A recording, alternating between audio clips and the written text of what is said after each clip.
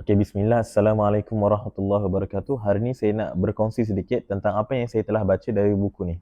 Buku Usul Fiqh dan Kaedah Fiqh tulisan Dr. Abdul Latif Muda dan juga Dr. Rosmawati Ali. Okey, apa yang saya baca hari ni adalah tentang jenis-jenis hadis.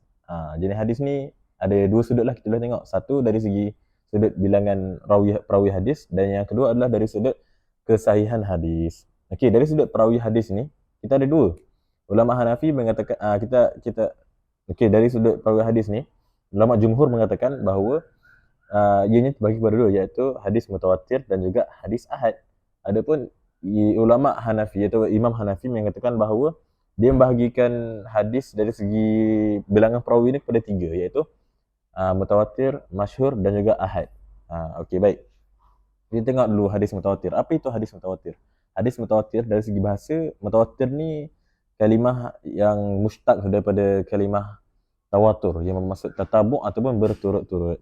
Okey, dari segi istilah, hadis mutawatir ni adalah hadis yang mana bilangan perawi dia dari setiap tabaqat atau setiap sanad tu bilangan dia ramai, yang mana ramai sangat tu dia tak sebut berapa bilangan ramai tu. Cumanya bilangan yang ramai tu tak mampu untuk, mustahil untuk bilangan ramai ni untuk berdusta ke atas Nabi, untuk menipu hadis Nabi tu. Contoh, katakanlah setiap satu sanad, satu tabaqat tu ada 70 orang yang merawikan hadis ni kan. Mustahil untuk 70 orang ni yang separated jauh ni dekat Mekah, ada Madinah, ada Taif, ada semua tu kan.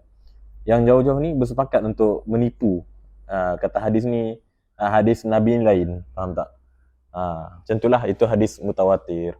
Okay, hadis mutawatir ni pula terbahagi kepada dua, iaitu mutawatir lafzi dan juga mutawatir maknawi. Okay, mutawatir lafzi ni hadis yang mana diriwayatkan oleh bilangan perawi yang ramai ni.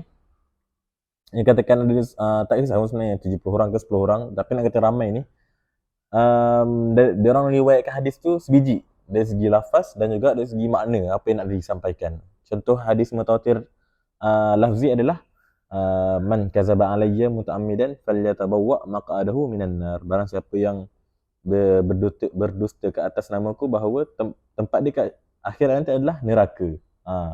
Itu hadis Anas bin Malik. Dia tawatur dari segi lafaz dan juga makna. Maksudnya ramai-ramai perawi hadis tu semua memang cakap sebiji. Lafaz dia dengan makna memang sama. Lain tak lain pun. Kalau satu lagi jenis adalah hadis mutawatir maknawi. Mutawatir maknawi ni adalah dia apa yang disampaikan secara tawatur tu adalah dari segi makna sahaja. Sebab lafaz dia ada banyak jenis, ada banyak version. Dikatakan ada sebanyak 100 buah. Okey, kita ada satu contoh ni yang saya baca dalam buku ni lah. Penulis ni ada menyebut bahawa contoh hadis mutawatir maknawi adalah hadis Nabi mengangkat tangan ketika berdoa.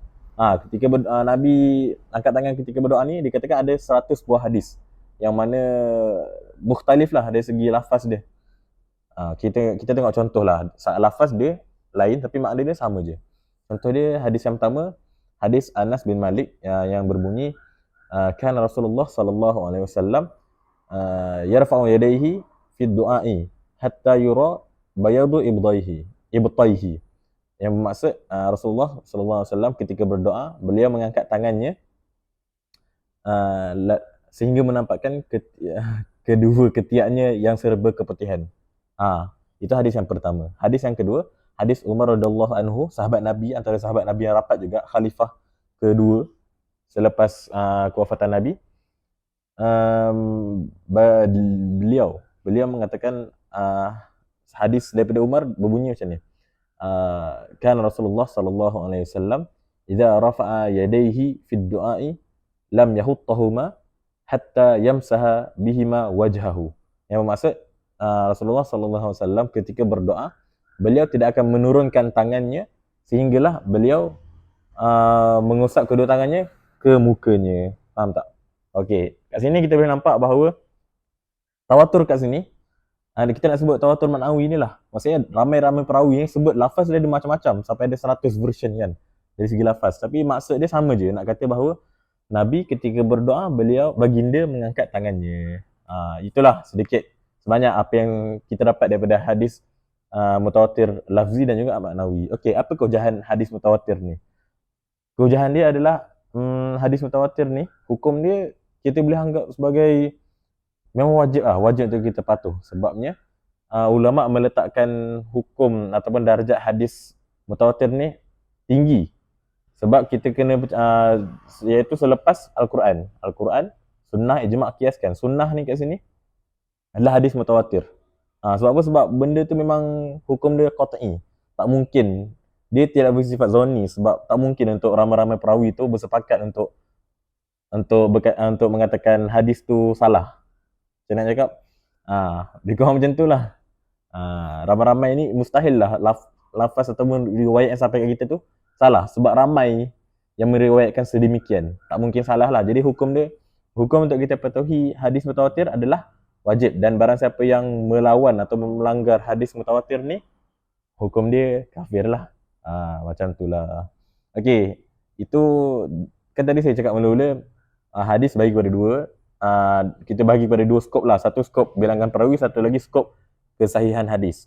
Skop bilangan perawi ni kita ada mutawatir dengan kita ada ahad. Kalau skop bilangan hadis sahih, kesahihan hadis ni kita ada sahih, kita ada hasan dan kita ada dhaif. Cumanya tajuk seterusnya yang saya akan bincangkan adalah hadis ahad. Apa itu hadis ahad? Hadis ahad ni berlawanan kepada hadis mutawatir lah. Okey, kita jumpa dalam video yang akan datang. Sekian, Assalamualaikum warahmatullahi wabarakatuh.